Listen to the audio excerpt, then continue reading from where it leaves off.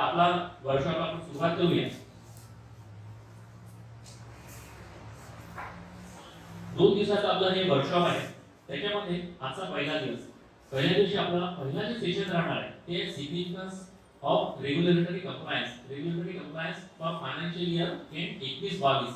त्याच्यामध्ये income tax PTS, GST PTS, EPF आणि provident tax त्यावर घेणार आहे. इन्कम टॅक्स पीडीएस वर हा जो फरवरी महिना आहे त्याच्यासाठी हा महिना तुमच्यासाठी अत्यंत महत्त्वाचा आहे.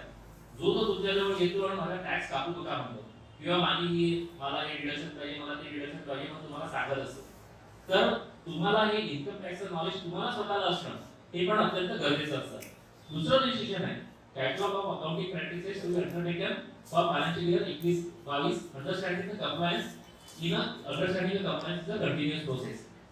आता उद्घाटनाच्या सत्रामध्ये पण सांगण्यात आलं की आमच्या वेळेस ईपीएफ नव्हता, आमच्या वेळेस जीएसटी टीडीएस नव्हता, इन्कम टॅक्सचे एवढ्या स्ट्रिंजंट प्रोव्हिजन नव्हत्या. आता बदललाय. बदललं का बरं आहे? टेक्नॉलॉजी बदलली आहे. टेक्नॉलॉजी बदलल्यामुळे तुमच्याकडनं अपेक्षाही वाढल्या आणि त्या टेक्नॉलॉजी बदलल्यामुळे जे कंप्लायन्स आहे ते कंप्लायन्स जर फॉलो झालं नाही तर ताबडतोब हे कुठे ना कुठे लक्षात येतात, कारण टेक्नॉलॉजी आहे, डिजिटलाइज सगळं झालेलं आहे. एखादी गोष्ट नॉन कंप्लायंट झाली तर लक्षात येते की किती दिवसासाठी आहे. त्याच्यामुळे तुम्हाला सतत हे अपडेशन करणं, अलर्ट असणं ते अत्यंत आवश्यक आहे. दुसरा जो दिवस आहे, दुसऱ्या दिवशी पहिलं सेशन हे खूप महत्त्वाचं आहे. जे मी म्हटलं की दुसऱ्या दिवशी मी तुम्हाला 21 ते 29 पाढे शिकवणार आहे. जे नवीन अकाउंटंट लागले आहेत त्यांनी दुसऱ्या सेशन मध्ये पूर्णपणे कॉन्सन्ट्रेशननी ते सेशन अटेंड केलं तर ते त्यांच्या नगर परिषदेला उत्कृष्ट सेवा देऊ शकतील, नगर परिषदेचे करोडो लाखो रुपये वाचू शकतील. मी तुम्हाला दाखवून देईल की तुम्ही कसे पैसे वाचू शकता. त्याच्यामुळे दुसऱ्या दिवशीचं पहिलं सेशन जे आहे ते सेशन खूप अत्यंत महत्त्वाचं आहे. ते सगळे तुम्ही नोटिंग करून घ्या. सगळी तुम्हाला मी त्या ऍक्टची तुम्हाला रिलेव्हंट असलेली सगळी माहिती पण तुम्हाला सर्क्युलेट करणार आहे. तर दुसऱ्या दिवशीचं पहिलं सेशन ते राहणार आणि त्याच्यानंतर जो सेशन राहणार आहे तर प्रत्येक वेळेस असं लक्षात आलं की तुमच्या मनामध्ये काही प्रश्न असतात, त्या प्रश्नाला मी टेक्निकली उत्तर देऊ शकतो की ऍक्ट काय म्हणतं, ईपीएफ ऍक्ट काय म्हणतं, इन्कम टॅक्स ऍक्ट काय म्हणतं, जीएसटी ऍक्ट काय म्हणतं. पण प्रॅक्टिकल तुम्ही जिथे काम करता त्या प्रॅक्टिकल ज्या अडचणी असतात त्या अडचणी समजून त्या अडचणीवर योग्य मार्गदर्शन करू शकेल असं म्हणून मी सरांनाच आग्रह केला की आपण असं कोणाला बोलू की जो अधिकारी त्याच्यावर त्यांनी काम केलं आणि जो त्या अकाउंटंटचे असलेले प्रॅक्टिकल डिफिकल्टी समजून त्याच्यावर प्रॅक्टिकल सोल्युशन देऊ शकेल. अशा दृष्टीने आपण काहीतरी एक असं पॅनल डिस्कशन किंवा इंटरॅक्टिव्ह सेशन घेऊ. तर ते आम्ही मोठ्या गोष्टी त्याच्यामध्ये सगळं करून चौथं सेशन म्हणजे याच्यासाठी वेळ आता म्हणजे जे आपले ट्रेनिंग प्रोग्राम झाले त्याच्यामध्ये चर्चेसाठी आणि प्रश्नोत्तरासाठी वेळ उरला नाही. पण आता हे जे आपलं वर्कशॉप आहे याच्यामध्ये मुद्दामून आपण चौथं सेशन असं ठेवलं की याच्यामध्ये तुम्ही स्वतःहून प्रश्न विचारू शकाल आणि सरांनी जसं तुम्हाला अजून एक मोकळीक दिली आहे की तुम्ही रायटिंग पॅडवर प्रश्न लिहायचा, नाव टाकायचं, जर त्याची इच्छा असेल तर नाव नाही टाकायचं, इच्छा असेल तर नाव टाकायचं. म्हणजे ही पण मोकळीक तुम्हाला दिली आहे आणि येणारे जे अधिकारी आहेत ते त्यांच्यावरती किंवा सहज सुद्धा त्यांच्या एक्सपिरियन्स प्रमाणे तुम्हाला त्या प्रश्नाचे उत्तर देण्याचा आम्ही प्रयत्न करू. असं हे चौथं सेशन राहणार. तर आपला हा 2 दिवसाचा कार्यक्रम हा पूर्ण फुल पॅक कार्यक्रम आहे. तुम्ही फुल 100% इन्व्हॉल्व होऊन जर या कार्यक्रमातून गेले तर मला माहिती आहे, मला कॉन्फिडन्स आहे की तुम्ही भरपूर मोठी पोतळी ज्ञानाची ती सोबत घेऊन जाल की तुमच्या वैयक्तिक फायद्यासाठी पण उपयोगी आहे, त्याच्यासोबतच नगर परिषदेसाठी पण उपयोगी राहणार आहे.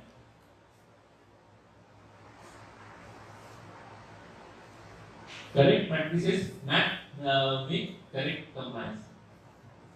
Local authorities undertake huge activities in a wide range of areas. This also increases the volume of compliances for them. So compliances are done at 0 hour frequency. तर 0 hour frequency म्हणजे काय की आता कसं आता 21 मार्च जवळ आला, ठीक आहे. 21 मार्च जवळ आला, तुम्हाला सगळ्यांचे इन्कम टॅक्सचे त्याचे काय डॉक्युमेंट आहेत, तुमचं सॅलरीचं कॅल्क्युलेशन होईल, त्याचे काय डिडक्शन्स आहेत ते तुमच्याकडे येतील, हे महत्त्वाचं आहे. पण हे तुम्ही करू शकता का? हे याच्याकडे नाही करू शकत. कोणाला ईपीएफची नोटीस येते, ईपीएफच्या तिथे जाऊन उभं राहावं लागतं. कोणाला आता काल परवा फोन केला तुम्हाला, मला वसुलीचं टार्गेट दिलाय सीओ सरांनी, त्याच्यामुळे मी वसुलीसाठी लागलेलो आहे. तर कोणाला भरती कुठली इन्कम टॅक्स टीडीएसची नोटीस येते 1 करोड रुपये तुम्ही, कारण प्रत्येकाला टार्गेट आहे. इन्कम टॅक्सला टार्गेट आहे 21 मार्चच्या ज्याची डिमांड आहे त्याचे पैसे वसूल करा. जीएसटीला टार्गेट आहे, ईपीएफ वाल्याला टार्गेट आहे की त्याला 5 पैसे वसूल करायचे. त्याच्यामुळे 0 वर म्हणजे काय की तुम्हाला पाहायला फुरसतच नाही.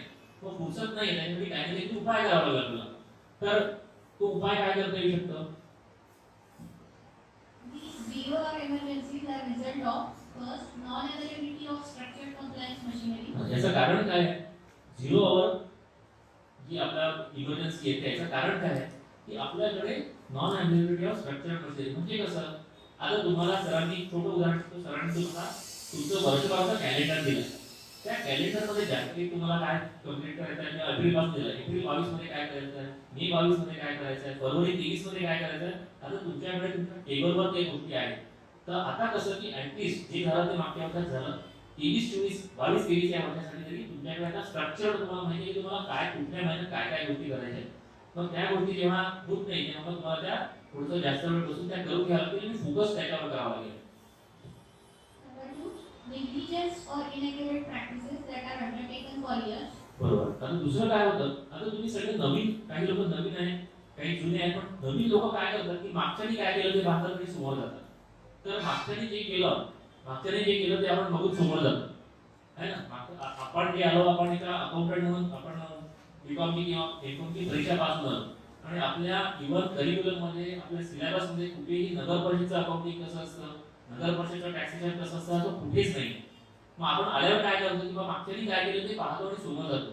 पण मागच्यानी जर घोडचूक केली असेल तर ती घोडचूक आपल्याकडनं होते आणि ती घोडचूक आपल्याकडनं झाल्यावर आपल्यावर त्याची कुठे ना कुठे जबाबदारी येत असते. तर आपल्या या ट्रेनिंगचा उद्देश तोच आहे की बाबा तू मागच्यानी केलं तेच बरोबर आहे असं नाही, तू थोडासा वरचा विचार कर आणि थोडं समजून घे की ऍड काय म्हणतो आणि प्रोव्हिजन्स काय म्हणतात, त्या समजून तू स्वतःचा काहीतरी मार्ग कर की याच्यामध्ये तू सेफ राहशील आणि प्रॉपरली आपलं काम करू शकशील. Number three, frequent and complicated legal amendments. हे पण भयानक आहे. म्हणजे आता सर आले चिमूरचे सर आहेत, त्या चिमूरच्या सरांनी मला फोन केला कारण 2018 मध्ये आम्ही एक वर्कशॉप घेतलं. त्या वर्कशॉपमध्ये सांगितलं की नगर परिषदांना देण्यात येणारे चिमूर सरांचं नाव घेऊन ते सर आले. काय वाजायला पाहिजे, 100 वर्ष आयुष्य आहे. या सर संदीप सर आहेत, कॉस्ट अकाउंटंट आहे.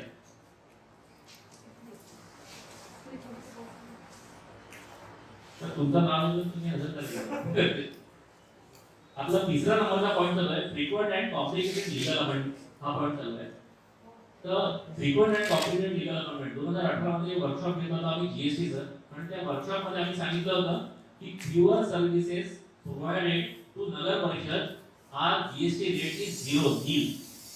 त्याचा जीएसटीचा रेट हा 0 आहे असं आम्ही सांगितलं होतं, ठासून सांगितलं होतं सगळ्यांना. स्टडी मटेरियलमध्ये त्याचं नोटिफिकेशन सगळ्यांना दिलं होतं आणि सरांनी एका ठिकाणी त्या जो प्युअर सर्व्हिसेस आहे त्याची भांडून त्याच्याकडनं 18% त्यांनी लावला होता बिलामध्ये. तो 18% जीएसटी कमी करून घेतला होता आणि तो म्हणे मला बाजूचा नगर परिषद वाले तुम्हाला का फरक पडणार का. त्यांनी त्याला ते नोटिफिकेशन दाखवलं आणि त्याला म्हटलं की तू तुझ्या टॅक्स प्रॅक्टिशनरला विचार आणि ज्याचं इंटरप्रिटेशन मी नील रेट म्हणतोय त्याचं काही वेगळं इंटरप्रिटेशन येते का त्याला विचार. असं करून तो 18% त्यांनी कमी करून घेतला आणि 1 जानेवारी 2022 एक सरकारने एक नोटिफिकेशन काढलं. सरकारने म्हणा केव्हा काय येईल असं जरूर नाही की 1 एप्रिल पासून सगळं चेंज होईल. 1 जानेवारी 2022 पासून एक असं आलं की त्या नोटिफिकेशन मध्ये जसं म्हटलं आहे त्या नोटिफिकेशन मध्ये 4 गोष्टी होत्या. त्याच्यातले 2 गोष्टी म्हणजे गव्हर्नमेंट एंटिटी आणि गव्हर्नमेंट अथॉरिटी यांना जीएसटीचा रेट 0 नसून 18% लागू झाला. सरांनी मला सांगितलं सर 18% लागू झाला. मी पण पहिल्या याच्यात मी पण मला वाटलं 18% लागू झाला. आपण तर सगळ्यांना सांगितलं की तुमच्यासाठी रेट हा नील रेट राहणार आहे. हा 18% लागू झाला. मग नंतर मी जेव्हा त्याचा अभ्यास केला तर लक्षात आलं की ते जे आहेत ते वेगळ्या गोष्टीसाठी आहेत आणि अजूनही नगर परिषदांना हा रेट जीएसटीचा रेट हा नीलच आहे. तर ही जे आहे ती frequent amendment and complicated legal amendments या सगळ्या अमेंडमेंट जे होत असतात त्या अमेंडमेंट ह्या कुठे ना कुठे तुमच्यापर्यंत पर्क्युलेट व्हायला म्हणजे त्या अमेंडमेंट पहिले तर जीएसटी काउन्सिल ते ठरवते मग त्या आमच्यासारख्या प्रोफेशनल पर्यंत येतात. आता ते जे प्रोफेशनल ज्या म्युनिसिपल काउन्सिलला सर्व्हिसेस देतात ते त्याच्याकडे व्यवस्थित बघतात, ते आपल्याला वेळ काढून ते समजतात, मग ते तुम्हाला सांगतात आणि मग ते तुमच्यापर्यंत जातात आणि जो कॉन्ट्रॅक्टर तुम्हाला सर्व्हिस देतो त्याच्या प्रोफेशनल पर्यंत ती जातील केव्हा समजते केव्हा. हा सगळा प्रॅक्टिकल विचार न होता हे अमेंडमेंट घड करून जातात आणि 1 जानेवारीपासून तुम्हाला आता 0% वरून 18% चेंज होतात. तर तुम्हाला या फ्रिक्वेंटली या जे चेंजेस आहेत हे चेंजेस तुम्हाला समजून घेणे अत्यंत आवश्यक आहे. Whatever the reason for non-compliances, the legal and financial consequences these days are very cumbersome and unmanageable sometimes. Inaccurate accounting practices somehow lead towards great problems and rectifying them would be a serious challenge. म्हणजे काय मला माहिती आहे जीएसटीची अजून notices आले नाही, 4 वर्ष झाले जीएसटी अजून पकायचं आहे ते. पण मला माहिती आहे जीएसटीच्या नोटीसेस तुम्हाला येणार आहे, 100% येणार आहे, कारण ते अजून खिचडी ती पकायची आहे. पण ईपीएफची खिचडी 2011 पासून पकडा चालू झाली आहे. मला माहिती आहे इथे बसलेल्या लोकांमध्ये की 1-1 करोडची नोटीस आली आहे जीएसटीची. इन्कम टॅक्स टीडीएसची 1 करोडच्या आसपासची नोटीस इथे बसलेल्या पार्टिसिपंट पैकी आली आहे ऑलरेडी. त्याच्या नगर परिषदेला 1 करोड रुपयाची नोटीस आली आहे.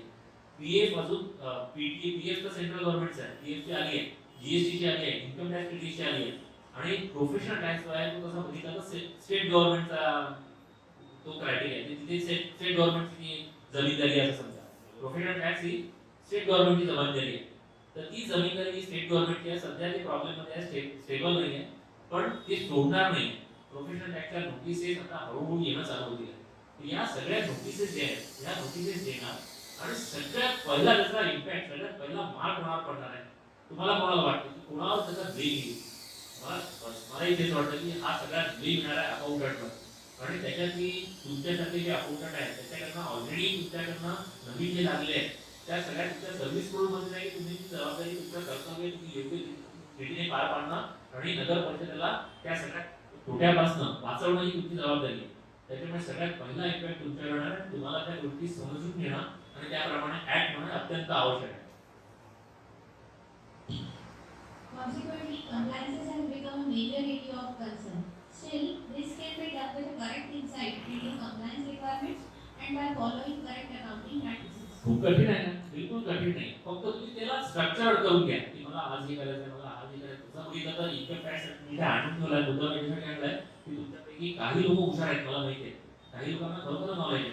म्हणजे तुमचं जे अकाउंटंट जेव्हा आम्ही जीएसटीचा विषय मांडला तेव्हा तुमचं जे त्यावेळेचे जे अकाउंटंट होते ते स्वतः चार्टर्ड अकाउंटंटकडे असताना ते स्वतः रजिस्ट्रेशन करून जीएसटी रिटर्न भरणारे अकाउंटंट होते. त्याच्यामुळे त्यांनी काही प्रश्न मला जे विचारले मला खूप आश्चर्य वाटलं की त्यांनी स्वतः तुमचं असं रेग्युलर टॅक्स पेअर म्हणून जीएसटीचं रजिस्ट्रेशन घेऊन त्यांनी रिटर्न भरणे चालू केलं होतं. त्यांना सर्व माहिती होते. तर असेही काही आहेत आणि काही एकदम नवीनवाले आहेत, नवखे पण आहेत. तर मी मुद्दाम इन्कम टॅक्सचा ऍक्ट पुस्तकही घेऊन हवंय. तर त्या ज्या गोष्टी आहेत तुम्हाला एवढं मोठं जरी पुस्तक असलं तरी तुमच्या नगर परिषदेसाठी अप्लिकेबल असलेल्या गोष्टी फिल्टर केल्या ना तर फारच कमी आहे. तेवढ्या तुम्ही काळजीपूर्वक अभ्यास करा, समजून घ्या, म्हणजे तुम्हाला त्याचा फायदा होईल.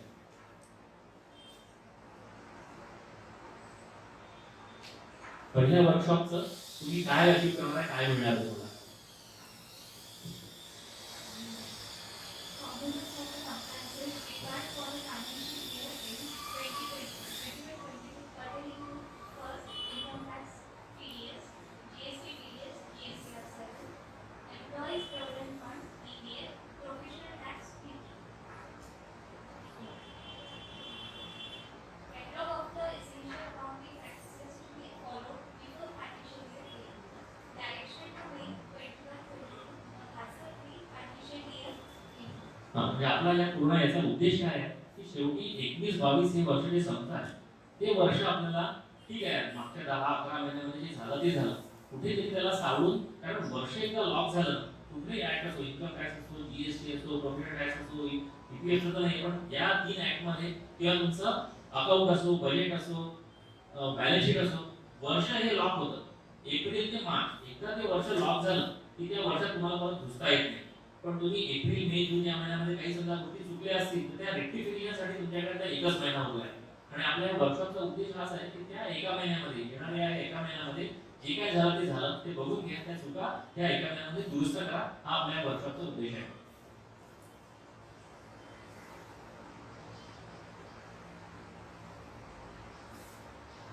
Contemporary compliances and technologies are interwoven.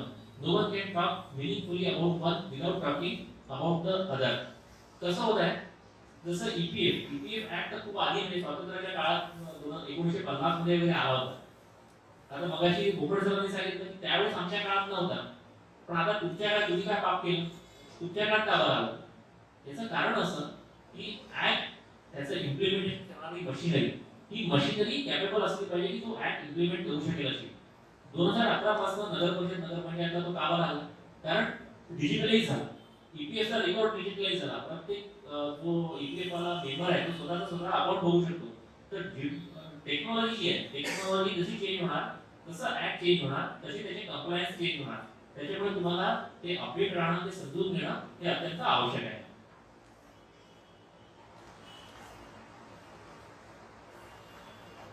ही सगळ्यात मोठा आहे आपल्या सगळ्यांच्या कन्फ्युजनचा विषय आहे. आता हे मी अगदी एकूण एक प्रोव्हिजन समजून सांगणार आहे. तुमच्या मनामध्ये शंका येतात तर शंका घेऊ द्यायच्या मनामध्ये. आपल्या या वर्कशॉपची उपलब्धी तीच आहे की तुमच्या मनामध्ये जास्तीत जास्त शंका कशा येतील आहे आणि त्या शंका तुम्ही ताबडतोब मोकळेपणाने बोलून दाखवायच्या. म्हणजे सगळे अकाउंटंट आहेत, सगळे आपण सगळे कलिग आहोत, एकाच माळेचे मणी आहोत. त्याच्यामुळे निशंकपणे शंका विचारायचा. होऊ शकतं की तुमच्या शंकातून दुसऱ्याच्या कोणातरी समाधान येऊ शकतं. त्याच्यामुळे शंका विचारायला बिलकुल घाबरायचं नाही. आणि दुसरं म्हणजे तुम्हाला हे जे स्लाइड्स आहेत, बरेच जण काय करतात की या स्लाइडचे फोटो काढत असतात, म्हणून आम्ही तुम्हाला या स्लाइड पण सर्क्युलेट केल्या. इव्हन त्याच्यासोबत तुम्ही दिलं तरी चालेल. म्हणजे कसं तुमच्याकडे एक परमनंट रेकॉर्ड होईल की सरांनी असं सांगितलं होतं आणि तुमच्या भाषेत त्याचं इंटरप्रिटेशन त्याच्यावर येऊन जाईल. पहिला आहे इन्कम टॅक्स टीडीएस. हे तुम्ही आता करणार आहे. फरवरी महिन्यामध्ये तुम्हाला सगळ्यांच्या टीडीएस काढणं, त्याची सॅलरी किती आहे ते बघून त्याचा टीडीएस काढणं हे कंपल्सरी आहे. त्याच्यामुळे ही माहिती असणार. सेक्शन 192 काय आहे, तुमच्यासाठी सगळ्यात महत्त्वाचा हा सेक्शन आहे 192. याच्यामध्ये काय म्हटलंय, ॲज पर 192 प्रमाणे सॅलरी मध्ये जे डिडक्शन आहे ते as per IT slab range from 5% to 30%. आता बरेच वेळा काय होतं की अर्धवट माहिती घेतात, तुमच्याकडे कोणी येतं आणि मुख्य म्हणजे तुम्हाला त्रास देणारे जे माझ्या अनुभवाप्रमाणे जर तुम्ही शिक्षक, मुख्याध्यापक यांचे जे रिटर्न किंवा मुख्याधिकारी यांचं जे असतं टॅक्स कापणं, त्यांना असं भयानक वाढायला लागतं त्यांचा टॅक्स कापतो म्हटलं किंवा ते तुमचे इकडे इंजिनियर वगैरे टॅक्स कापतो म्हटलं की माहिती त्यांना काय व्हायला लागतं की आपण खिळ्यातून पैसे घेऊन आला. 17,000 तुम्हाला त्याचे उदाहरण देतात की हे असं आहे तसं आहे. एक त्याच्यात ते सांगतात की नवीन स्लॅब प्रमाणे, नवीन एक आलेला आहे स्लॅब, त्या स्लॅब प्रमाणे मला टॅक्स लागत नाही. तर हा नवीन स्लॅब काय, जुना स्लॅब काय, ओल्ड रिजीम, न्यू रिजीम, हे कन्फ्युजन. तर त्याच्यामध्ये काय तुम्हाला साधं सूत्र सांगतो, ते सूत्र सगळ्यांनी लक्षात ठेवा. ज्याचा पगार हा 15 लाखाच्या वरती आहे, त्याचा पगार 15 लाखाच्या वरती आहे, केवळ अशाच लोकांना नवीन रिजीमचा टॅक्स जो आहे तो बेनिफिशियल आहे. बाकी सगळ्यांना जुन्या रिजीमचा टॅक्स हा त्याच्यासाठी फायद्याचा आहे. त्याच्यामुळे कोणी तुमच्यासाठी हे आर्ग्युमेंट करायला लागलं त्याला छातीटोपपणे सांगा की बाबा तुझा पगार काही 15 लाखाच्या वरती नाही आहे, तू हे नवीन रिजीम प्रमाणे काढायला लावशील, तुझा घाटा होणार आहे, त्याच्यापेक्षा जुन्या रिजीम प्रमाणे चालू आहे. तर ज्या लोकांनी जुन्या रिजीम प्रमाणे केलेलं आहे त्यांना माहिती आहे ते नॉलेज, तर ऑलमोस्ट ऑल सगळे आपल्या नगर परिषदामध्ये 15 लाखाच्या कमी पगारामध्ये त्यांना जुन्या रिजीम प्रमाणे टॅक्स काढायचा आहे. जुना रिजीम काय होता, टॅक्स स्लॅब होता. तुम्हाला सगळ्यांना माहिती स्लॅब 2.5, 5, 5 ते 10, 10 ते वरती म्हणजे 10%, 20%, 30% त्या स्लॅब आहे ना, त्या स्लॅब रेटनीच आपल्याला कापायचं. तर ही सेक्शन 192. सेक्शन 194 सी हे कॉन्ट्रॅक्टर आणि सब कॉन्ट्रॅक्टरचा टीडीएस आहे. आता अजूनही काही नगरपरिषदांमध्ये बघा रेट आहे फक्त 1% आणि 2%. आणि तुमच्या ठिकाणी अजूनही जसं मागच्याने केलं तसं समोरच्याने केलं त्याच्यावर अजूनही एज्युकेशन सेस, सरचार्ज 1.33 लावतात, कोणी 1.12 लावतात, वाटते तसं रेट लावतात.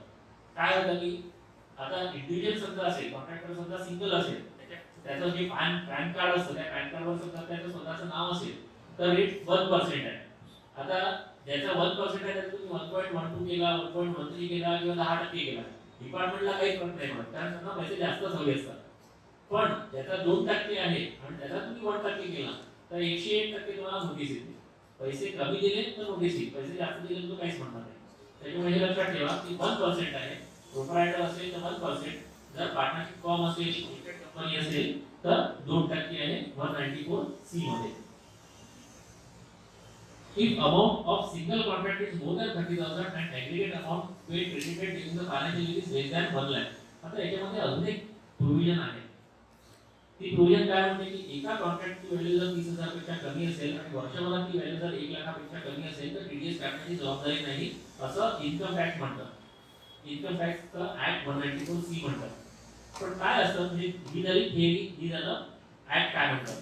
पण तुमच्याकडे जो ऑडिटर येतो त्या ऑडिटरला पुढे 194 सी काय म्हणते, त्याच्यामध्ये लिमिट काय आहे माहित नसतं. तो काय म्हणतो तू टीडीएस काढला नाही तर तू आता टीडीएस काढ. वडसावाले त्यांचा 5 वर्षापूर्वीचा त्यांनी म्हटलं की तू त्यावेळेसचा टीडीएस काढला नाही, तू आता काढ. 5 वर्षानंतर त्यांनी टीडीएस काढला. ते 5 वर्षानंतर त्या कॉन्ट्रॅक्टरचा रिटर्न तेव्हा होऊन गेला होता. तर जो ऑडिटर म्हणतो ते ऐकावं लागतं. साधा सिंपल तुम्ही लक्षात ठेवा की प्रोप्रायटर असेल तर 1% आणि फॉर्म असेल, लिमिटेड कंपनी असेल तर 2%. ऍक्ट म्हणतात की 30,000 पेक्षा कमी कॉन्ट्रॅक्ट असेल तर टीडीएस काढू नका आणि वर्षभरात 1 लाखापेक्षा कमी असेल म्हणजे 30 25,000 समजा 3 कॉन्ट्रॅक्ट असतील तर 75 होतात. पण त्या केसमध्ये वर्षभराचे 1 लाखापेक्षा कमी आहे म्हणून टीडीएस काढण्याची आवश्यकता नाही असं ऍक्ट मध्ये म्हटलेलं आहे. 194 GA for technical services not with professional services. Technical services म्हणजे कसं की तुम्हाला काही टेक्निकल तुम्हाला काही सर्व्हिसेस मिळतात आहे, मेंटेनन्सचा कॉन्ट्रॅक्ट आहे किंवा तुमचा काही डीपी बनवण्याचा कॉन्ट्रॅक्ट आहे ज्याच्यामध्ये प्रोफेशनल इन्व्हॉल्व आहे, टेक्निकल काहीतरी तुम्हाला सर्व्हिसेस मिळतात आहे तर त्या टेक्निकल सर्व्हिसेससाठी टीडीएसचा रेट हा 2% आहे. आणि प्रोफेशनल सर्व्हिसेस म्हणजे आर्किटेक्ट आहे, चार्टर्ड अकाउंटंट आहे त्याच्यासाठी टीडीएसचा रेट हा 10% आहे. सगळ्यांनी सांगा चार्टर्ड अकाउंटंटसाठी टीडीएसचा रेट किती आहे? 10% आहे. किती आहे? मग चार्टर्ड अकाउंटंटनी कुठल्याही सर्व्हिसेस जो तुम्हाला कारण प्रोफेशनलसाठी टीडीएसचा रेट 10% आहे. आणि भले जेव्हा काही ठिकाणी काय होतात की ते 2% प्रमाणे किंवा 1% प्रमाणे कापतात आणि 1% प्रमाणे कापतात इथे जे आहे कुठे इन्कम टॅक्सला माहिती आहे की ही चार्टर्ड अकाउंटंट आहे कारण पॅन आणि त्याचा रजिस्टर्ड आहे. तुम्हाला शॉर्ट डिडक्शनची नोटीस येणार, शॉर्ट डिडक्शनची नोटीस येणार. त्याच्यानंतर अजूनही काय की बरेच नगर परिषदा स्क्रॅप विकत असतात. आता अजूनही इन्कम टॅक्स त्याच्यावर फोकस करत नाहीये पण स्क्रॅप विकत असतात. स्क्रॅप विकत असल्यावर टीसीएस आहे, टीसीएस कलेक्शनचा एक प्रोव्हिजन आहे.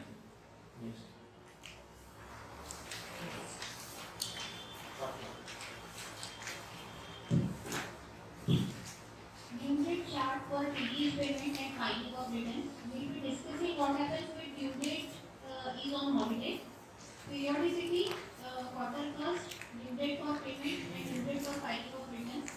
Quarter first, due date for filing of return is 31st July 21. Quarter two, due date for filing of return is 31st October 21. Quarter three, due date for filing of return is 31st January 22. And quarter four, return filing due date is 31st May 22. Due date for payment is on or before of 7th day of next month of deduction. And for the month of March, it will be 30th April 22. ठीक आहे. आता सगळ्यांनी मला सांगायचं February महिन्याचा जो TDS तुम्ही कटलाय, February महिन्याचा समजा टीडीएस काढलाय तुम्ही, तो किती तारखेला भरा?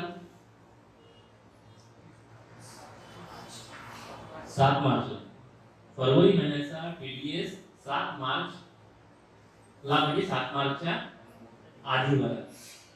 7 मार्चला समजा रविवार असेल तर केव्हा भरा? केव्हा भरा? 6 March.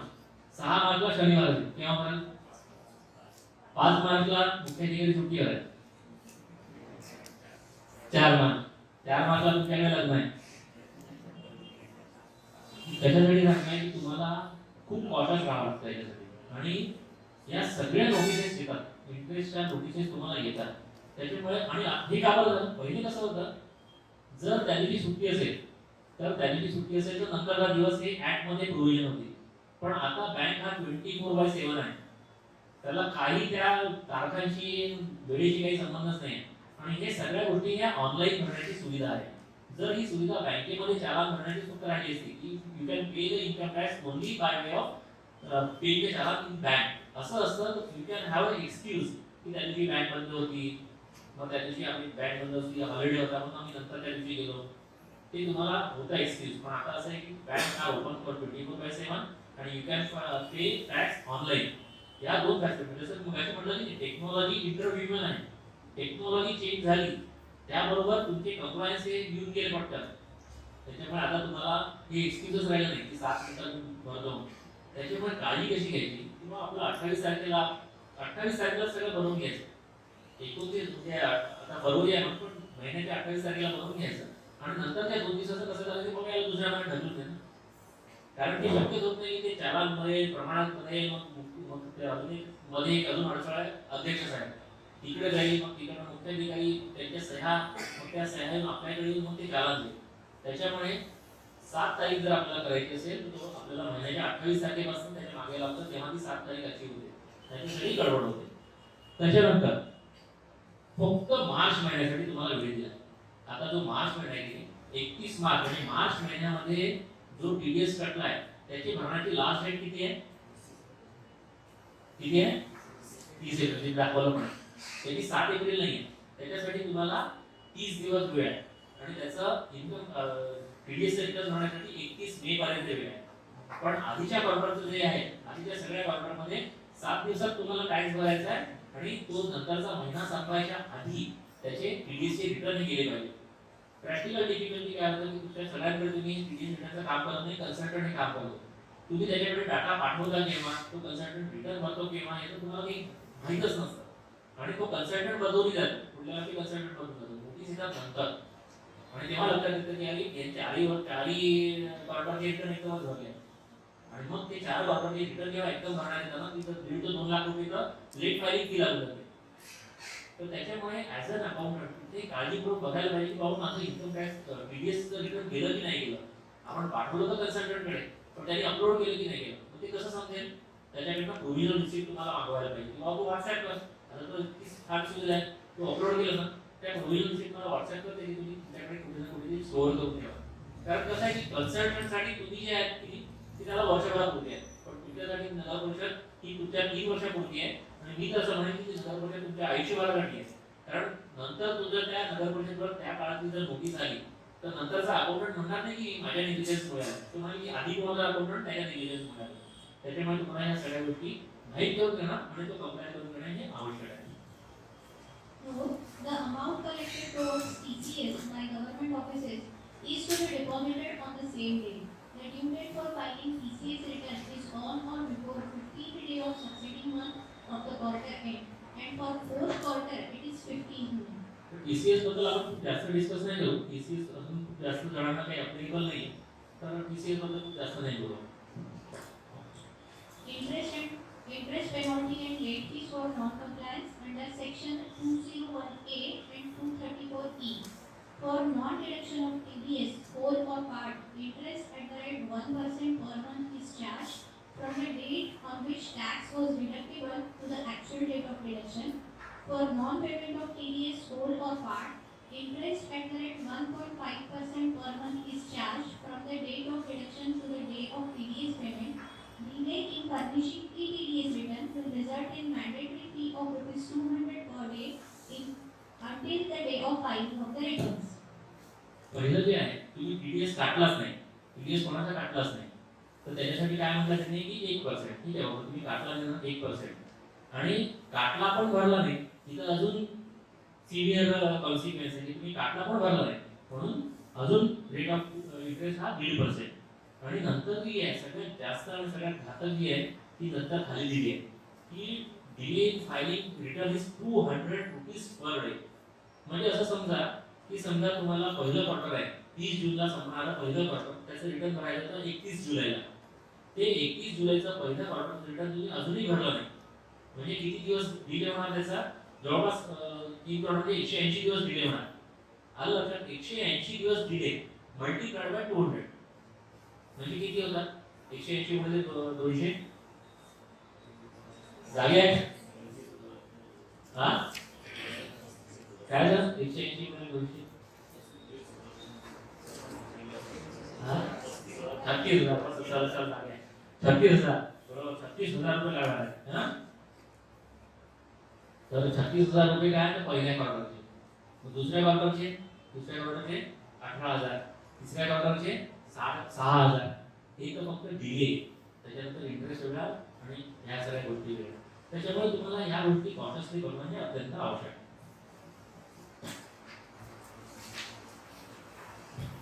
Due dates chart for issuance of TDS certificate. Form 60 for salary, it will be issued annually within 15 days from filing fourth quarter TDS return, that is on 15th June 22. Form 60A for non-salary, it will be issued quarterly. First quarter 15th August 21, second quarter 15th November 21, third quarter 15th February 22, and fourth quarter 15th June 22. Penalty and late fees under section 203 for non-issuance of TDS certificate. A penalty of ₹100 per day per certificate, not exceeding the TDS amount is charged. TDS certificate सगळ्यात जिव्हाळ्याचा विषय असतो. तुम्हाला chief ऑफिसरचा माझं TDS certificate, माझं form number 16 दिले बाबा, त्याची फोन येत असतात है ना. ते केव्हा येतात, ते येतात तो जेव्हा चार्टर्ड अकाउंटंटकडे रिटर्न भरायला जातो तेव्हा. आणि आता तुमचे जे कर्मचारी आहेत ते तुम्हाला आता मे महिन्यापासून तुमच्या डोक्यावर बसतात की मला फॉर्म नंबर 16 दे. मग फॉर्म नंबर 16 दे म्हटल्यावर तुम्ही काय करता की मागचा नाही केलं तसं आपण करतो. मागचा काय करतो की पान असतो त्याच्याकडे रिकामा फॉर्म नंबर 16चा ब्लँक फॉर्मॅट त्याच्यामध्ये पेनाने टाकतो आणि तो फॉर्म नंबर 16 तुमचा चीफ ऑफिसर त्याच्यावर सही करून तो फॉर्म नंबर 16 देतो. असं बऱ्याच ठिकाणी अजूनही चालू आहे. हे 4 वर्षापूर्वी इन्कम टॅक्सने बॅन केलं. फॉर्म नंबर 16 मॅन्युअल किंवा प्रिंटेड ॲट युअर एंड हे पूर्ण बॅन झालं. तुम्हाला form number 16 will be generated from traces only. Online form number 16 generate करायचा पण अजूनही काही आपल्या म्युन्सिपॅलिटीजमध्ये फॉर्म नंबर 16 हा मॅन्युअल देण्यात येतो. त्याच्यामुळे तुम्ही काळजी घ्यायची की फॉर्म नंबर 16 हा तुमच्या कन्सल्टंटला ट्रेसेसवरूनच मागवायचा आणि तोच तुम्ही द्यायचा. आणि दुसरं अजून याच्यामध्ये काय होतं की तुमच्या ज्या ड्यू डेट्स बघा की 15 जून सॅलरीचं जे रिटर्न आहे तर त्याच्यामध्ये चौथ्या क्वार्टरचं रिटर्न जे फाईल झाल्यानंतर म्हणजे मे मध्ये 21 मेला रिटर्न फाईल होईल आणि 15 जून 2022 म्हणजे 15 जून 2022 पर्यंत असो तुमच्याकडे जर फॉर्म नंबर 16 दिली बाबा मला लोन केस करायची आहे तर त्याला तुम्ही सांगू शकता बाबा ड्यू डेटच 15 जून आहे त्याच्या आधी मी कुठून देऊ. त्याच्यामुळे पण 15 जून पर्यंत तुमचे सॅलरीचे सगळ्यांचे फॉर्म नंबर 16 हे रेडी व्हायला पाहिजे. मग ते सगळं रेडी व्हायला पाहिजे. याच्यासाठी तुम्हाला आतापासून त्याचा काय प्रॉब्लेम होतो मी सांगतो कसं प्रॉब्लेम होतो. नगर परिषद माहिती आहे नाव नाही पण त्या नगर परिषदेचं कसं झालं की टॅक्सच बरोबर कॅल्क्युलेट केला नव्हता आणि मग कसं झालं की त्यांचं रिटर्न जेव्हा भरायचं होतं तेव्हा टॅक्स कमी भरण्यात आला होता. मग आम्ही म्हटलं की तुम्ही पहिले टॅक्स भरा तर आम्ही रिटर्न भरतो. मग त्याने म्हटलं की आता टॅक्स भरायचं म्हणजे स्वतःच्या केसच नाही भरणार कर्मचाऱ्यांकडून वसूल करणार. मग हे सगळं डोळे केव्हा ओढले जून महिन्यामध्ये जेव्हा टॅक्स भरायची वेळ आली रिटर्न भरायची वेळ आली जेव्हा टॅक्स लक्षात आला आणि तेव्हा त्या कर्मचाऱ्यांनी जेव्हा फोन केला तेव्हा मग तो एक कधी एलआयसी पॉलिसी आणतो तर कधी कुठं तरी हाऊसिंग लोन म्हणून कुठं तरी बर्थ सर्टिफिकेट आणतो तर मग मधनच काही वेगळंच काहीतरी देतो कुठेतरी मंदिराला त्या जिथं राहतो त्या कॉलनीतल्या काय कुठल्या मंदिराला किंवा कुठे गुरुद्वाराला डोनेशन दिलंय त्या डोनेशनची पावती दाखवतो. आपण कन्फ्युज होतो त्या सगळ्या या चक्करमध्ये सप्टेंबर महिना उघडला. सप्टेंबर महिन्यामध्ये त्याचं त्या कर्मचाऱ्यांकडून टॅक्स वसूल करण्यात आला तो भरण्यात आला मग त्याचं रिटर्न भरण्यात आलं. या सगळ्या चक्करमध्ये कसं आहे की तुम्हाला या महिन्यापासून लक्षात घ्यावं लागेल की त्याची टॅक्स लायबिलिटी किती आहे. 2च महिने उरले फरवरी आणि मार्च या 2 महिन्यात इक्वलिटी टॅक्स लायबिलिटी डिवाइड करून टॅक्स कापून घ्यायला. जास्त टॅक्स कापला काही प्रॉब्लेम नाही. आजकाल रिफंड 7 दिवसात येतो पण काही तर माझ्याकडे एक उदाहरण आहे की त्यांनी आज रिटर्न फाईल केलं उद्या त्याच्या बँकेत पैसे जमा झाले त्याला आश्चर्य वाटलं की भरती कुठं पैसे नाही आले. 7 दिवस मिनिमम 7 दिवसात येतोच येतो. त्याच्यामुळे रिफंड मिळायला काही प्रॉब्लेम नाही. तुम्ही रिटर्न भरल्यानंतर रिफंड मिळायला लेट झाला तर त्या डेट पर्यंत तो व्याजही मिळतो. त्याच्यामुळे तुम्ही टॅक्स कापताना कर्मचाऱ्यांच्या सॅलरीवरनं टॅक्स कापताना काहीही हायवे करायची नाही. 2 पैसे जास्त कापले तरी चालतात. तर तुम्हाला या तारखेपासून ताबडतोब फरार करून त्याची टॅक्स लायबिलिटी काढून तो टॅक्स त्याच्या येणाऱ्या 2 महिन्यांमध्ये इक्वली डिवाइड करून भरणं हे आवश्यक आहे.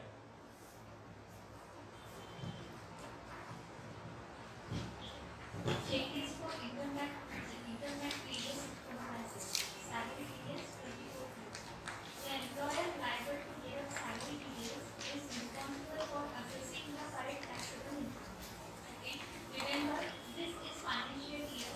This is financial year is 21-22 and assessment year is 22-23. Payment session is to be entered as 192C in Challan. TDS rate as per average rate of income tax computed on the basis of rates in force for the financial year in which payment is made on the estimated income of the employee under the head salary, section 192(1). Make salary taxable 7,50,000. Tax payable 65,000. Average rate of tax TDS rate 8.66%. हे जे सांगतोय ना हे माझ्या मनाचं किंवा माझ्या अनुभवाचं नाही. ऍक्टमध्ये 192 सेक्शनमध्ये दिलेल्या प्रोव्हिजन्स सोप्या भाषेत तिथे समजावलेले आहे. पहिलं काय म्हणतात त्यांनी the employer liable to deduct salary TDS salary TDS is responsible for assessing the correct taxable income. म्हणजे तुमच्याकडे नगर परिषद नगर पंचायतने काम करणाऱ्या कर्मचाऱ्यांच्या सॅलरीवरचा टॅक्स कॅल्क्युलेट करणं करेक्ट टॅक्स कॅल्क्युलेट करणं ही जबाबदारी कोणाची आहे. रिस्पॉन्सिबिलिटी कोणाची आहे. एम्प्लॉयरची. मग एम्प्लॉयर म्हणजे कोण एम्प्लॉयर म्हणजे कोण? अकाउंट. एम्प्लॉयर म्हणजे अकाउंट. कोणी ना कोणती फिक्स केली आहे इन्कम टॅक्स. असं कोणी म्हणेल का एखाद्या शिक्षण विभागाला किंवा टॅक्स कॅल्क्युलेट तुझा स्वतः कर, मला सांग आणि त्याप्रमाणे तुझा टॅक्स डिडक्ट करतो आणि मग त्याच्यामध्ये गडबड झाली तर जबाबदारी तुझी बाबा, असं म्हणू शकतो का? म्हणू शकत नाही. तर टॅक्स काय म्हणलंय की डिडक्शन, सॅलरीचं टॅक्सचं कॅल्क्युलेशन आणि त्याच्या डिडक्शन करण्याची योग्य करेक्ट कॅल्क्युलेशन आणि त्याचं डिडक्शन करण्याची जबाबदारी ही एम्प्लॉयरची आहे. एम्प्लॉयरची आहे म्हणजे कोणी नगर परिषद म्हणून एम्प्लॉयर म्हणून कोण आहे तर अकाउंटंटची जबाबदारी आहे. अकाउंटंटची जर जबाबदारी आहे तर अकाउंटंटला त्या 192 सेक्शन्स सॅलरी मधल्या डिडक्शनचं त्या सगळ्या सेक्शनचं नॉलेज असणं आवश्यक आहे की नाही आवश्यक आहे? त्याला असणं आवश्यकच आहे. मग ते नॉलेज मिळणार कुठनं? ह्या सगळ्याचा विचार करून आम्ही हे ट्रेनिंग ऑर्गनाईज करत असतो आणि ज्याला समजतं त्या विषयाचा, ज्याला तुमच्यासारख्यांना ज्यांना त्याचं गांभीर्य आहे ते सगळे त्याच्यामध्ये इन्व्हॉल्व येत असतात. एनिवे, तर त्याच्यामध्ये ही जबाबदारी म्हणजे तो टॅक्स एक्झॅक्टली कॅल्क्युलेशन करण्याची जबाबदारी ही तुमची आहे आणि ती जबाबदारी तुम्ही तेव्हाच पार करू शकता जेव्हा तुम्हाला त्या वर्षीचं फायनान्शियल 21-22चं प्रोव्हिजन्स काय इन्कम टॅक्सच्या त्या तुम्हाला समजतील, माहीत असतील, तेव्हाच तुम्ही तुमची जबाबदारी ही प्रॉपर करू शकता. Remember, this is financial year 21-22. हे तर खूप ठिकाणी होतं. म्हणजे फायनान्शियल इयर आहे 21-22. तर असेसमेंट इयर कोणता आहे याचा? 22-23. मग तुम्ही जे सॅलरीचं टीडीएसचं चालान कराल त्याच्यामध्ये खालती असेसमेंट इयर असतं आणि त्याच्यामध्ये तुम्ही नेहमी जो काय करता त्या असेसमेंट इयर ते फायनान्शियल इयर टाकतात आणि ते चालान जाऊन पडतं मागच्या वर्षामध्ये.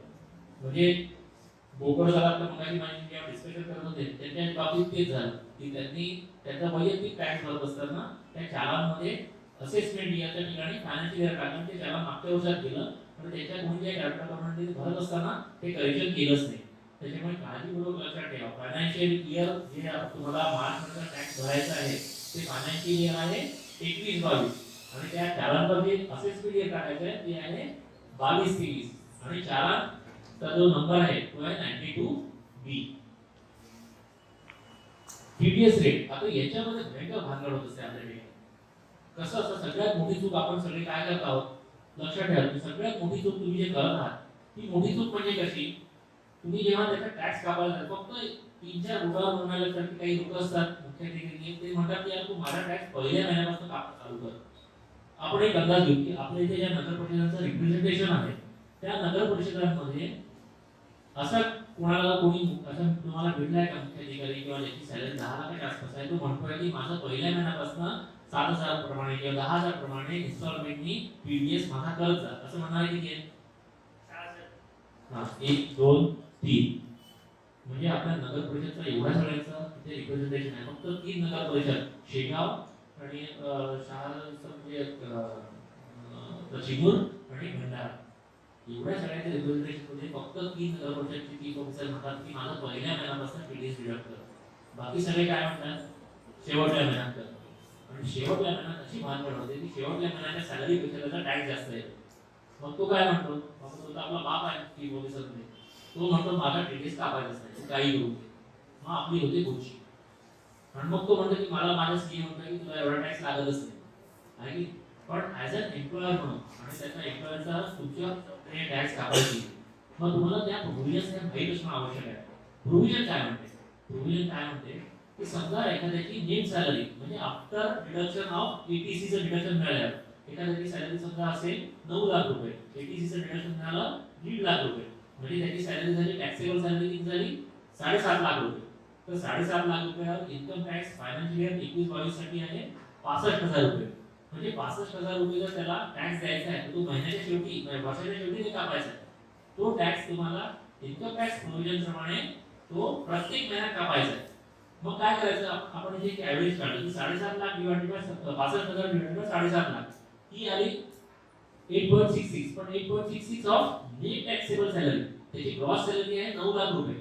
म्हणजे काय की थोडक्यात म्हणजे तुम्हाला 10% त्याच्या ग्रॉस सॅलरीच्या 10% हे प्रत्येक महिन्यात जेव्हा तुम्ही त्याचा टॅक्स कापाल आणि त्याची रिटर्नही भराल, म्हणजे तुम्हाला 3-3 महिन्यांनी त्या सॅलरीचे टीडीचे जसे कॉन्ट्रॅक्टर टीडीचे रिटर्न करायचे तशी सॅलरी टीडीएसची रिटर्न भरायचे आहेत.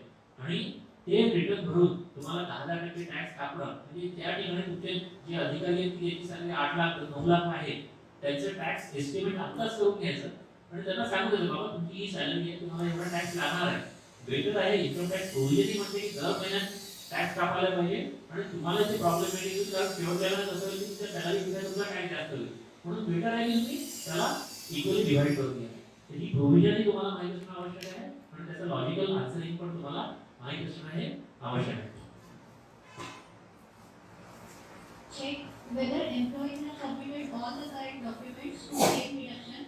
Verify the periods of those documents with originals and keep them as permanent record. This is under section 192 2D. Remember, tax deposited in personal plan of the employee cannot be adjusted against local authority stamp. If an employee is employed for the part of the year, employer must deduct TDS if any and shall provide Form 16 for the period he or she was employed. Employee must provide the details of his previous employment in form number 12B under section 192(2). Section 24D. In case of joint home loan, only 50% deduction is allowed to one employee. Remember to obtain employee self-declaration in case only one person wants to claim for deduction. Maximum deduction allowed is rupees 2 lakh. Property owner and borrower must be paid. Make it a point to collect housing loan interest certificate. आता जबाबदारी तर तुमच्यावर tax deduction करण्याची केली आहे पण provision काय म्हणतात एक एक प्रोव्हिजन आपण त्याचा अभ्यास करू. Check whether employees have submitted all correct document to claim deduction. Verify the period of those document with original and keep them as permanent record. म्हणजे इन्कम टॅक्सनी एम्प्लॉयवर फिक्स केलेली जबाबदारी कोणची की तुम्ही जेव्हा टॅक्स कॅल्क्युलेट करता आहे आणि त्याचं तुम्ही डिडक्शन त्याला अलाउ करताय तर तुमच्याकडे ते ओरिजिनल डॉक्युमेंट तुम्ही व्हेरीफाय केले की नाही. तो एम्प्लॉयर एका कागदावर लिहित देतो की माझी LIC आहे 75,000, मुलाची आहे 25,000, मुलाची फी भरली 25,000 आणि मी किरायाने राहतो त्याचा रेट आहे इतका. असं तुम्ही त्यांनी दिलेल्या सेल्फ डिक्लेरेशनवर तुम्ही भरोसा करून मग इन्कम टॅक्सचं कॅल्क्युलेशन करता आहात की त्याला म्हणताय की बाबा मुलाची फी भरली ना त्या पावतीची कॉपी दे मला आणि ती अटेस्टेड करून दे, ओरिजिनल मला दाखव किंवा ओरिजिनल माझ्याजवळ दे, हाऊसिंग लोनचं इंटरेस्ट सर्टिफिकेट मला दाखव, LICचं प्रीमियमचं सर्टिफिकेट मला दाखव. ही सगळी डॉक्युमेंट तुम्ही कलेक्ट करून तुमच्याकडे ते ठेवणं ही तुमची जबाबदारी आहे. आणि याची सुरुवात केव्हा करायला पाहिजे खरं तर याची सुरुवात जानेवारीपासून करायला पाहिजे की ज्यांचं काही तुम्ही तुमच्या चीफ ऑफिसरकडनं एक पत्र सगळ्या डिपार्टमेंटला जाऊ द्यायचं जानेवारीमध्येच की ज्याचं फायनान्शियल इयर 21-22 मध्ये डिडक्शन क्लेम करायचं आहे त्याची कॉपी. कारण इंटरेस्ट हाऊसिंग लोनचं इंटरेस्टचं प्रोव्हिजनल सर्टिफिकेट मिळतं, LICचे प्रोव्हिजनल सर्टिफिकेट मिळतं. कारण मार्च संपायचा आहे तो किती भरणार आहे आपल्याला माहित नाही. तर ज्या ठिकाणी प्रोव्हिजनल सर्टिफिकेट मिळालं त्या ठिकाणी ठीक नाही मिळालं त्या ठिकाणी जेवढं मिळालं तेवढं घेऊन आपण टॅक्स कापणं चालू करायला पाहिजे आणि त्याचा परमनंट रेकॉर्ड हा तुमच्याकडे असणं हे अपेक्षित आहे. इन्कम टॅक्स ऍक्ट प्रमाणे सेक्शन पण टाकलाय सेक्शन 192(2)(d) प्रमाणे. Remember tax deposited in personal plan of employee cannot be adjusted under local authority stamp. मला वाटते आता आहे पण 4-5 वर्षापूर्वी अशी पोझिशन होती काय त्या चीफ ऑफिसर किंवा मोठ्या अधिकाऱ्यांना वाटायचं काही समजायचंच नाही. ते काय करायचे की आपण जर आपल्या सॅलरीतून जो टॅक्स कटेल आणि तो जो नगर परिषदेच्या टॅन मध्ये गेला तर त्या टॅन मधनं माझ्या पॅन मध्ये येणार नाही अशी त्याला भय वाटत होतं किंवा त्याचा जो कन्सल्टंट आहे तो सांगायचा साहेब तसं काय करू नका, तुमच्या सॅलरीतून काढू नका, आपण तुमच्या पॅन मध्ये डायरेक्ट चलान करून देऊ, ते चलान तुम्ही दाखवून द्या. असं होत नाही, असं होत नाही. आणि त्याच्यामध्ये ज्या मुख्याधिकाऱ्यांचे नुकसान झालंय अशी मुख्याधिकारी मला माहिती आहे त्यांना लाखो रुपयाची पेनल्टी लागली. कशी लागली सांगतो. मुख्याधिकारी म्हणून माझ्या सॅलरीतून कापायचं नाही, टॅक्स कापायचं नाही. कारण त्याला कोणती सांगितलं की तुमच्या पॅनमध्ये डायरेक्ट करा. त्यांनी अकाउंटंटला बोलवलं, अकाउंटंटला तुमच्या ज्युनियर आहे त्यांना बोलवलं, त्यांना सांगितलं की तू माझ्या पॅनमध्ये टॅक्स भर, लागेल तर दिले 20,000 रुपये. मुख्याधिकारी त्यांनी 20,000 रुपये दिले अकाउंटंटला. अकाउंटंट बिचारा सिनियर त्याला काही माहित नाही, त्यांनी एक चालान घेतलं, त्या चालानमध्ये सगळी माहिती भरली, वरती साहेबाचा काय नाही टाकला त्या चालानवर, कॅशमध्ये भरला त्याला, डिपार्टमेंट बँकेत भरलं, बँकवाल्यांनी काही पाहिलं नाही, 20,000 रुपये अंतर केले आणि त्याला काहीतरी चालान देऊन टाकलं ठप्पा मारून. तुम्ही आणि ठप्पावाले केस होती, ठप्पा मारून देऊन टाकलं, मी खात्यात काढतात काढलं, ठप्पा मारून देऊन टाकलं, 20,000 रुपये बँकेने अंतर केले. 4 वर्षानंतर मुख्याधिकाऱ्याला नोटीस आली की तुमचा त्या वर्षीचा टॅक्स भरला नाही. त्यांचं काम माझ्याकडे असल्यामुळे माझ्याकडे आलं, मी त्या टॅक्सला पैसे दिले होते अकाउंटंटला. अकाउंटंट विचार त्याला मुख्याधिकारी आणि अकाउंटंटचं काय रिलेशन असतं ते मला तर चांगलं माहिती झालं. त्यांनी म्हटलं की अकाउंटंटला पैसे दिले होते. तो आला विचार भावा, तो साहेबांनी पैसे दिले होते. त्याची पूर्ण मागचं सगळं व्हाउचर लुटून राहिले. मोठ्या गोष्टीने त्याला ते 30,000 रुपये भरल्यानं चालान मिळालं. ते चालान साहेबाला दिलं. साहेब माझ्याकडे घेऊन आले. त्याच्यावर बँकेचा उचलून टाका. मी बघितलं ते चालान जे होतं ते चालान होतं TDS भरण्याचं चालान. कुठलं चालान होतं? TDS भरण्याचं चालान. TDS भरण्याच्या चालानचा कुठला नंबर टाकायला पाहिजे? Tag number. तो नंबर टाकला होता टॅग नंबर. बँकेने चालान करून घेतलं.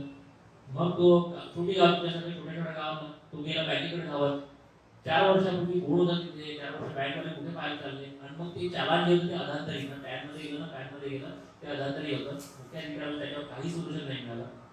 आता सगळ्यात सोपी पद्धत काय की त्याच्या सॅलरीमधनं काढणे, तुम्ही ते टॅगमध्ये भरणे. हे जे आहे काय असतं बरेच ठिकाणी हे जे चुकीच्या ज्या गैरसमज असतात की तुमच्या पॅनमध्ये डायरेक्ट भरा, टॅगमध्ये पैसे भरा, त्याचा प्रॉपर TDS रिटर्न भरा, त्याच्या पॅनमध्ये म्हणजे त्याच्या 26 मध्ये ते रिफ्लेक्ट होतं. त्याच्यामुळे ही काळजी घ्यायची. If an employee is employed for part of year, ही पण भांडवल खूप आहे तुमच्या याच्यात. ही भांडवल खूपच आहे. मुख्याधिकारी 5 महिने इकडे असतात, 7 महिने इकडे असतात आणि ही भांडवल काय होते की माझ्याकडे तर ज्यांचे ज्यांचे मुख्याधिकाऱ्यांचे रिटर्न भरतात त्यांना ही त्याच्यात प्रॉब्लेमच आहे. मुख्याधिकारी कोणी तुमच्याकडे इंजिनियर असतो ते 5 महिने इकडे गेलो, तुम्ही स्वतः अकाउंटंट 5 महिने इकडे 7 महिने तिकडे. ह्या ह्याच्यामध्ये हा प्रॉब्लेम होतो. त्याच्यामुळे काळजी काय घ्यायची आहे की समजा शेवटचे 7 महिने तुमच्याकडे आहे, एखादा अकाउंटंट शेवटचे 7 महिने तुमच्याकडे आहे, तर त्याचं तुम्हाला सॅलरीचं रिटर्न भरायचं आहे. कसं भरा? काय झालं?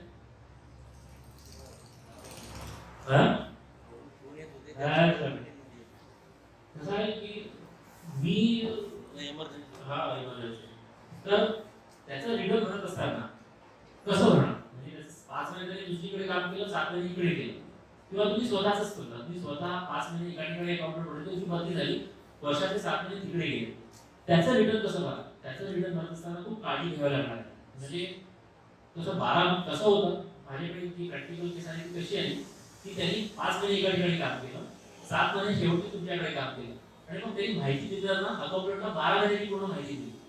12 महिन्याची माहिती दिली की अकाउंटंटनी त्याचा जो कन्सल्टंट होता त्याच्याकडे ती 12 महिन्याची माहिती पाठवली. म्हणजे यांनी 7 महिन्याच्या आधी यांनी 12 महिन्याचं भरलं आणि आधी त्यांनी 5 महिन्याचं भरलं, म्हणजे त्याचं रिटर्न दिलं 17 महिन्याचं. तो माझ्याकडे दोन्ही फॉर्म नंबर 16 घेऊन आला. ते फॉर्म नंबर 16 जेव्हा बघितले तर याच्यामध्ये 7 महिने दिसायला पाहिजे, याच्यामध्ये 5 महिने. पण कसं होतं, एका याच्यात 12 महिने आणि एका याच्यात 5 महिने. आपण आपल्या रिटर्नमध्ये ते करेक्ट करून टाकू शकतो. पण आता अडचण कशी आहे? आता अडचण अशी आहे की इन्कम टॅक्समध्ये एकानी 12 महिन्याची सॅलरी पाठवली, एकानी 5 महिन्याची पाठवली, त्या पॅनमध्ये 17 महिन्याची सॅलरी दिसते. म्हणजे एक इन्कम टॅक्सचं ऑलरेडी डॉक्युमेंट तिथे आहे, इन्कम टॅक्सवर माहिती 17 महिन्याच्या सॅलरीची माहिती आहे. आणि ती जर तुम्ही रिटर्न भरत असताना परत 12 महिन्याची भरली तर तुम्हाला त्याची 100% नोटीस येणार. डिजिटलाइज आहे, पूर्ण डाटा डिजिटल झालेला आहे. त्याच्यामुळे एका मिनिटात लक्षात येतं की तुमची त्या 17 महिन्याची सॅलरी नॅचरली जास्त राहणार, त्याच्यामुळे तिथे दिसायला जास्त आणि ते भरल्या कमी, त्याच्यामुळे तुम्हाला नोटीस येणार. तर त्याच्यामुळे तुम्ही कसं करा, एक तर त्याची तुम्ही 7 महिन्याचा रिटर्न करा, किंवा त्याच्यामध्ये एक प्रोव्हिजन आहे की salary received from previous employer. तुम्हाला सगळ्यांना जर फॉर्म नंबर 16 तुमच्याकडे मिळाला असेल, तुम्ही आधीच कुठे दुसरीकडे काम केलं असेल तर ती काळजीपूर्वक बघा की salary received from previous employer त्या फॉर्म नंबर ट्रेसेस वरून जनरेट झालेल्या फॉर्म नंबर 16 मध्ये एक वेगळा कॉलम आहे, त्याच्यामध्ये ती दिसली पाहिजे. ती जर टोटल सॅलरीमध्ये दिसली तर मग तुम्हाला 12 महिने प्लस 12 महिने प्लस 5 17 महिन्याची सॅलरी. तेव्हा आता यावर्षी मात्र तुम्ही काळजीपूर्वक बघा की तुमच्याकडे हे जे आहे प्रॉब्लेमॅटिक की त्यांनी अर्धा वर्ष इकडे अर्धा वर्ष तिकडे, तर आधीच्या अकाउंटंटला एकदा विचारून घ्या बाबा तू काय फॉर्म नंबर सोडायचा फाईल केला का, काय माहिती कळवली. ती माहिती सगळी ऍक्च्युली इन्कम टॅक्सची रिस्पॉन्सिबिलिटी फिक्स केली आहे एम्प्लॉईवर. मध्ये त्याला तुम्हाला डिटेल सबमिट करायचे, पण या लोकांकडे फुरसत नाही. त्याच्यामुळे तुम्ही आपला जो गरीब आहे तिथला अकाउंटंट त्याच्याशी एकदा बोलून घ्या, त्याला विचारून घ्या आणि ज्या ठिकाणी असा प्रॉब्लेम आहे जे ट्रान्सफर होऊन आलेले आहे त्याची काळजीपूर्वक यावेळेस ती सॅलरी 12 महिन्याची म्हणजे तू 5 महिन्याचा भर, मी 7 महिन्याचा भरतो, नाहीतर तू 12 महिन्याची इथे भरतोय, किंवा मग तुम्ही जर 12 महिन्याचं भरत असाल तरी त्याच्यामध्ये वेगळ्या ठिकाणी डिक्लेअर करावं लागतं की 5 महिन्याची रिसीव्ड फ्रॉम प्रिव्हियस एम्प्लॉयर.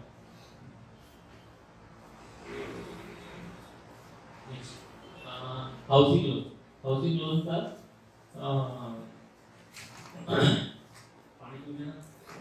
काय होतं की माझा हाच प्रॉब्लेम आहे. कोणाचं जर झोप येत असेल तर मग मला जमत नाही शिकायला. तोपर्यंत पाणी पिते.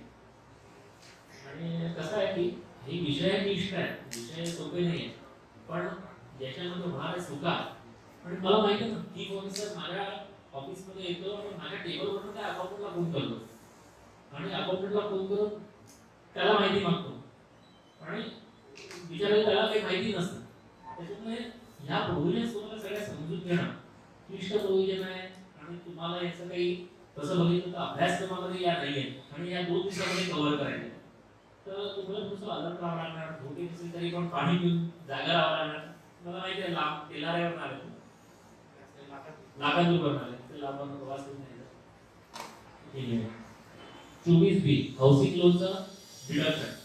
हाऊसिंग लोनचं डिडक्शन आता मला तुम्हाला तुमच्याकडनं उत्तर हवं आहे. एकाच तुम्हाला हाऊसिंग लोनचं सर्टिफिकेट देईल, ते सर्टिफिकेट तुमच्याकडे आलं, सर्टिफिकेट तुमच्याकडे आलं, सर्टिफिकेटवर असं दिसतंय की ते हाऊसिंग लोन घेतलाय दोघांनी, नवरा बायको दोघांच्या नावाने ते सर्टिफिकेट आहे. हॅलो, नवरा बायको दोघांच्या नावाने हाऊसिंग लोनचं इंटरेस्ट सर्टिफिकेट आहे.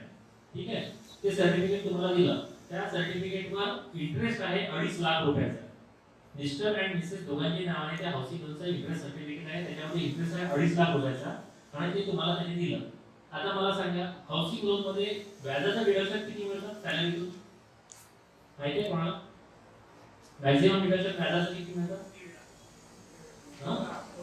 2 लाख. 2 लाख डिडक्शन मिळतं. ठीक आहे, व्याजाचं डिडक्शन किती मिळतं? 2 लाख हाऊसिंग लोनचं.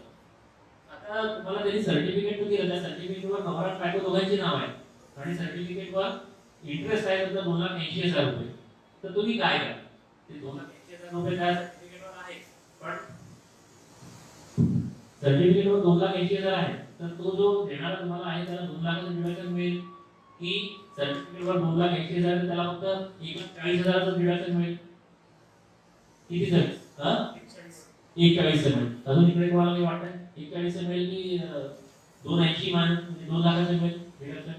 किंवा तुमचा स्वतःचाच हाऊसिंग लोन आहे, तुम्ही सगळ्यात नवीन टाकलाय की अकाउंट घर घेतलं की घर घेतलं का?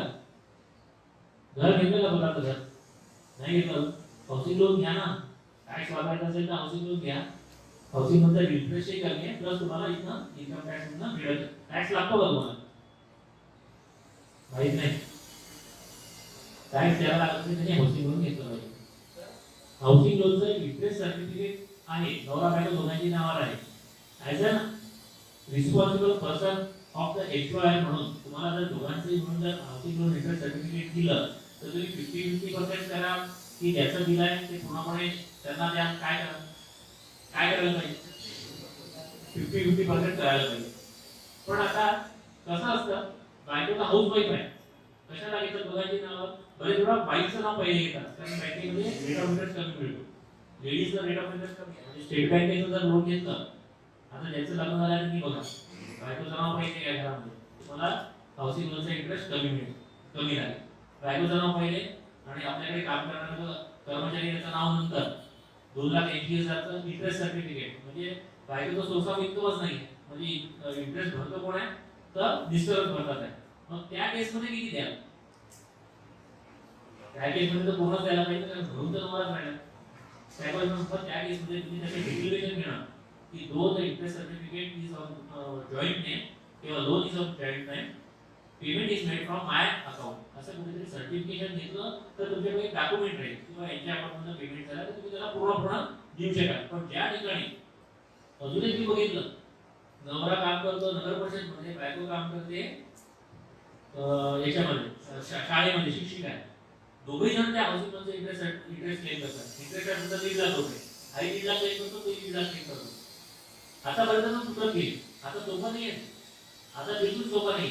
कारण तुम्हाला त्या इन्कम टॅक्सच्या त्या फॉर्म मध्ये तुमचं कुठल्या घरावर लोन आहे त्या घराचा डिटेल टाकावा लागतात, कुठून ना कुठून तुम्ही पकडमध्ये या. त्याच्यामुळे तुम्हाला त्याच्यामध्ये डिक्लेरेशन करायचं, वीज भरतोय हे घेणं, किंवा मग काही फी भरताय काही फी भरताय असं काहीतरी घेणं हे करणं आवश्यक आहे. तर मी तुम्हाला जर सांगितलं वैयक्तिक फायद्यासाठी पण मी तुम्हाला गाईड करणार आहे. वैयक्तिक फायद्याची एक मी तुम्हाला सूत्र सांगितलं की ज्याचं तुम्ही ते नवीन अकाउंटंट लागले आहात त्यांनी सांगते हाऊसिंग लोन घ्या, टॅक्सही वाचेल, काही इन्व्हेस्टमेंट येईल, बँकेमध्ये तुम्हाला मिळतात की 6-7% मिळतात. हाऊसिंग लोनमध्ये इंटरेस्टही कमी लागतो, तुम्हाला इन्कम टॅक्समध्ये सूट मिळेल. म्हणजे कर्मचारी हसबंड नाही पाहिजे. एकाच वेळी काम करतात. जर वाईफ एकाच वेळी काम करतात खूपच चांगलं आहे. तुमच्याजवळ दोघांची सॅलरीचे डिटेल्स आहेत. मग त्या केसमध्ये तर तुम्ही शेवटी भरतात कोणाच्या अकाउंटमध्ये ते महत्त्वाचं आहे. समजा तो हसबंडच्या अकाउंटमध्ये पैसे चालले तर तुम्ही हसबंडला पूर्ण देऊ शकता. इव्हन टॅक्स प्लॅनिंगही करू शकता. काय आहे की हसबंडला टॅक्स जास्त लागतोय, वाईफला कमी लागतोय, तर तुमच्याकडे ऑप्शन आहे ना. तुम्ही त्याला म्हणायचं की बाबा तूच क्लेम कर ना पूर्ण, पण तू क्लेम कर म्हणजे तू तुझ्या बँक अकाउंट मधनं त्याचा इन्स्टॉलमेंट हा गेला पाहिजे, तरच तू क्लेम करू शकतो.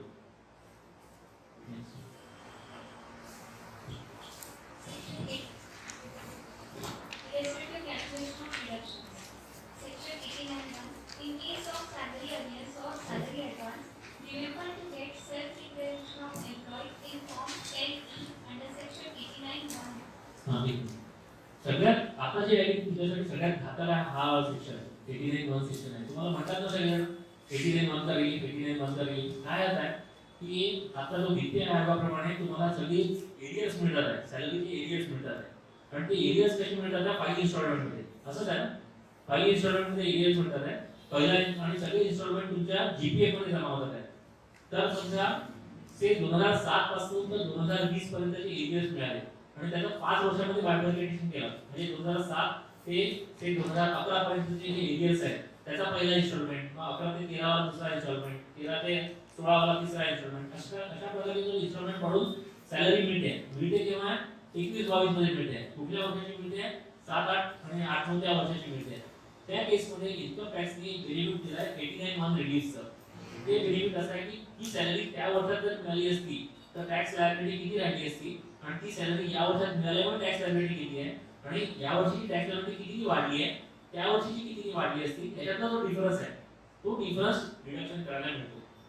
हे सगळं तुमच्या चेहरे बघून लक्षात आलं की हे सगळं थोडं बघणार काही समजून जाणार. सोपं काय करा, त्याला सांगायचं भाऊ हे 89(1) जे कॅल्क्युलेशन आहे तू तुझ्या कन्सल्टंटकडनं कर. तुम्ही ॲज अन एम्प्लॉयर म्हणून काय करा की एरियस अकाउंट वर्क करून त्याच्यावरचा टीडीएस कापून टाकायचा आणि त्याला म्हणायचं 89(1) चा रिलीफ तू तुझ्या इन्कम टॅक्स रिटर्न फाईल करताना क्लेम कर. आणि तसंही 89(1) चा रिलीफ जर पाहिजे असेल तर ऑनलाईन एक फॉर्म भरावा लागतो. म्हणजे तुमच्याकडे घेऊन 89(1) चा रिलीफ तुम्ही जर दिलं तर त्याला ते मिळणारही नाही. त्याच्यामुळे त्याला ते ऑनलाईन एक फॉर्म भरायचा. बेटर काय एरियस इन्क्लूड करून टॅक्स कापून तो टॅक्स भरून द्या, त्याला म्हणायचं की तू ते रिलीफ क्लेम कर. प्रॅक्टिकल परत तुम्हाला सांगतो. काय झालं होतं एका मुख्याधिकाऱ्यांनी माझ्याकडे 89(1) एरियस मिळाले ते घेऊन आले. तर त्यांचं जे त्याच्या अकाउंटंटने जे कॅल्क्युलेट केलं होतं त्या अकाउंटंटने ते एरियस इन्क्लूड न करता कॅल्क्युलेट केलं होतं. म्हणजे एरियस इन्क्लूड न करता त्याचा टॅक्स कॅल्क्युलेट केला आणि भरून टाकला. तसाच फॉर्म नंबर 16 यांना दिला, पण ते माझ्याकडे घेऊन आले ना त्याच्यामध्ये एरियस होता प्लस हाऊसिंग लोन पण होतं, जे त्या अकाउंटंटने घेतलं नव्हतं. मी सरांना म्हटलं सर एक तुमची एरियस रेटला टॅक्स लायबिलिटी येते, किती येते म्हणा 50,000 रुपये टॅक्स लायबिलिटी वर्षी भरावी लागते.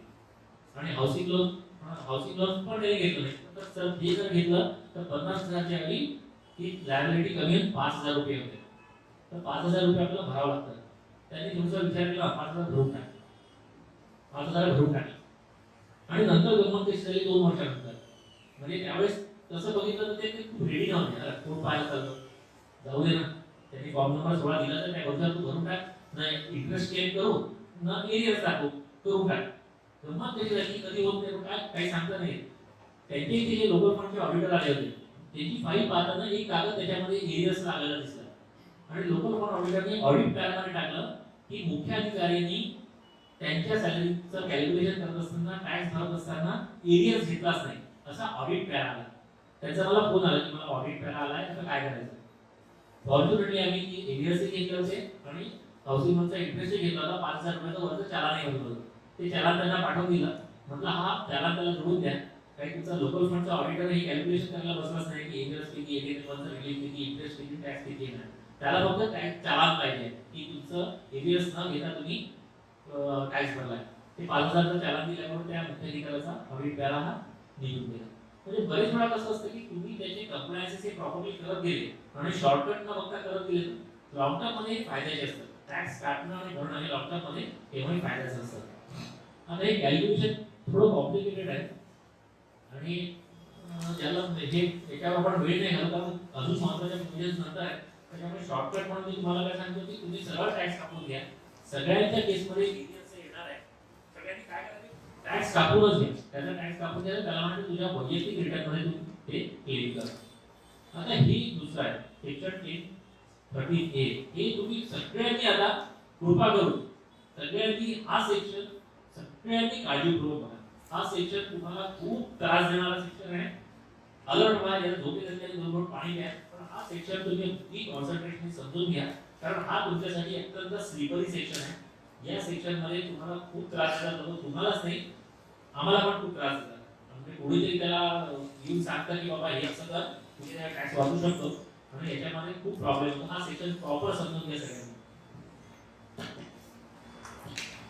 Section 1030 correct calculation and deduction of HRA. Least of the following is exempt. A. Actual HRA is received 40%, B. 40% of salary, or 50% if rented house situated in metro city. C. Rent paid minus 10% of salary, that is basic plus PA. No. First, you must have a valid rent agreement and receipt for the rent paid. Second, it is mandatory to employ. It is mandatory for employee to report PAN and PAN of the landlord to the employer. Third, HRA is fully taxable if an employee is living in own house or like not paying any rent. तो इसमें अपने को बहुत cautious रहना आवश्यक है. HRA क्या है, रेंट पेड क्या है, ये बहुत इंपॉर्टेंट सेक्शन है. ऐसा होता है कि टैक्स कैलकुलेशन करते वक्त कंसल्टेंट के पास जाते हैं टैक्स रिटर्न करना है. सर ये देखो मेरा ये नगर पंचायत के अकाउंटेंट ने मेरे को टैक्स लायबिलिटी बताई क्या करना बताओ. अरे सिंपल है. उसमें पिताजी के घर में रहता है क्योंकि पिताजी की रेंट रिसीट ले लो दे दो टैक्स नहीं लगता. या किसी के लिए एक रेंट रिसीट तो किराने की दुकान में मिलती है.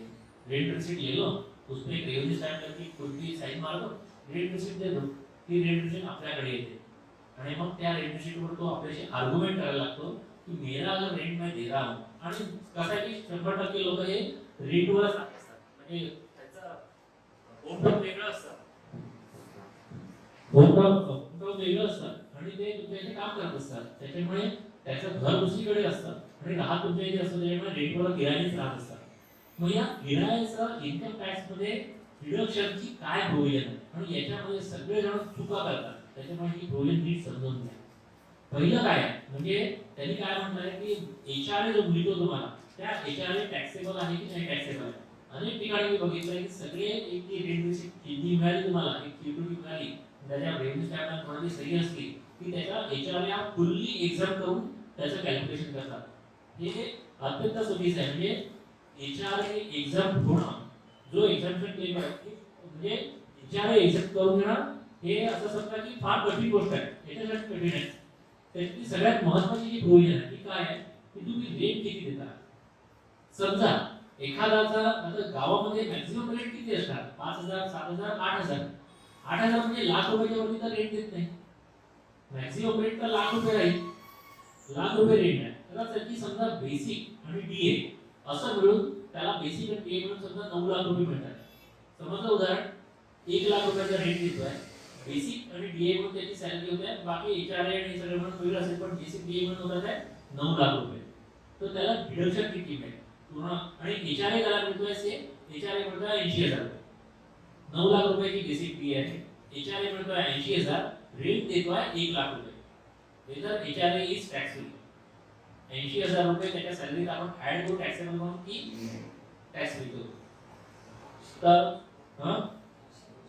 80000 रुपये त्याचे टॅक्स फ्री होते एक्झाम्पल होती. सरांनी म्हटलं 80000 एक्झाम्पल होती. ठीक आहे. म्हणजे परत एकदा समजून घ्या 9 लाख रुपयाची salary basic plus DA 1 lakh रुपयाचा त्याचा रेंट आणि 80000 रुपयाचा एचआरए. हा जो 80000 आहे तो 80000 हा पूर्ण एक्झाम होईल म्हणजे त्याच्या सॅलरी मध्ये ऍड न करता आपण त्याचा टॅक्स कॅल्क्युलेशन करू की सॅलरी मध्ये ऍड करून टॅक्स कॅल्क्युलेशन करू हा प्रश्न आहे. परत एकदा सांगतो प्रश्न समजला आहे. एचआरए किती मिळाला 80000 रुपये. बेसिक प्लस डीए सॅलरी किती आहे 9 लाख रुपये आणि रेट किती दिलाय म्हणजे एचआरए पेक्षा रेट जास्त दिलाय नाही मग त्याला हे 80,000